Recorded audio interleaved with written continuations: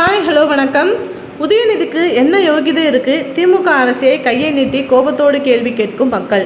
RB Udhayakumar 3 ஆண்டுகளில் தன்னிறைவு பெற்ற மாநிலமாக தமிழகம் உருவாகிவிட்டது என்று பச்சை பொய்களை சாதனையாக அரசு செய்திக்குறிப்பில் சொல்லலாமா என்று எதிர்க்கட்சி துணைத் தலைவர் ஆர்பி உதயகுமார் கேள்வி எழுப்பியுள்ளார். சட்டமன்ற எதிர்க்கட்சித் தலைவர் எடப்பாடி பழனிசாமியின் 70வது பிறந்தநாளை முன்னிட்டு மதுரை புறநகர் மேற்கு மாவட்டம் வாடிப்பட்டி தெற்கு ஒன்றிய அதிமுக சார்பில் அன்னதானம் கருப்பட்டியில் ஒன்றிய கழக செயலாளர் கொரியர் கணேசன் தலைமையில் நடைபெற்றுள்ளது.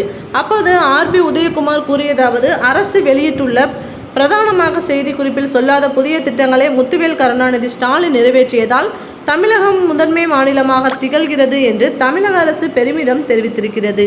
இந்த செய்திக்குறிப்பை பார்த்து மக்கள் கண்ணீர் வெடித்துக் கொண்டிருக்கிறார்கள். கள நிலவரத்தை முத்துவேல் கருணாநிதி ஸ்டாலின் அறியவில்லையோ என்று, உண்மை உரைக்கவில்லையோ என்றுதான் நமக்கு கவலையாக இருக்கிறது. 3 ஆண்டுகளில் தன்னிறைவு பெற்ற மாநிலமாக தமிழகம் உருவாகிவிட்டது என்று பச்சை பொய்களை சாதனையாக அரசு குறிப்பில் சொல்லலாமா? கனவிலும் கூட நிறைவேற்ற முடியாத 520 பொய் வாக்குறுதிகளை அள்ளி வீசி வாக்காளர்களை ஏமாற்றி ஆட்சிக்கு வந்த திமுகவிற்கு வாக்குறுதிகளை அள்ளி வீசுவது அவர்களுக்கு கைவந்த கலை. ஒரு பானை சோற்றுக்கு ஒரு சோறு பதம் என்பதைப் போல நாங்கள் ஆட்சிக்கு வந்தால் 2 ஏக்கர் நிலம் தருவோம் என்று சொன்ன அந்த தேர்தல் வாக்குறுதி எப்படி திமுக அரசால் கைவிடப்பட்டது? காணல் நீரானது, கிணத்திலேயே போட்ட கல்லானது என்று நாம் அறிந்த வரலாறு. கருணாநிதி வரலாற்றை மாணவர்கள் தெரிந்து கொள்வதற்காக 8ஆம் வகுப்பு 10ஆம் வகுப்பு 12ஆம் வகுப்பு பாடத்திட்டத்தை இன்றைக்கு இளைய தலைமுறைக்கு பாடமாக வைத்திருப்பதை பார்க்கிற போது இந்த கொடுமையை நாம் எங்கே போய் சொல்லுவது? இதை கேட்பதற்கு நாதி இல்லையா என்று மக்கள் இன்றைக்கு வேதனைப்படுகின்றனர். 90% வாக்குறுதிகளை நிறைவேற்றிவிட்டதாக திரும்ப ஒரு பொய்யை சொல்கின்ற போது அது உண்மையாக விடும் என்ற கோயஃபல்ஸ் பிரச்சாரத்தை தான் அவர்களை நம்பியிருக்கிறார்கள் தவிர மக்களை நம்பியதாகவே தெரியவில்லை.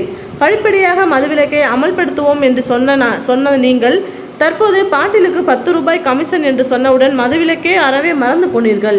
அனைத்து பெண்களுக்கும் மாதம் 1000 என்று கூறி அதன் பின் தகுதி உள்ள பெண்களுக்கு என்று மாற்றி அதிலும் பாதி பேருக்கு கிடைக்காத நிலைதான் தற்போது உள்ளது. அந்த உண்மை நிலவரத்தை சட்டமன்றத்தில் எதிர்க்கட்சித் தலைவர் எடப்பாடியார் எடுத்து வைத்தால் அந்த கசப்பான உண்மையை உங்களால் ஏற்றுக்கொள்ளவே முடியவில்லை.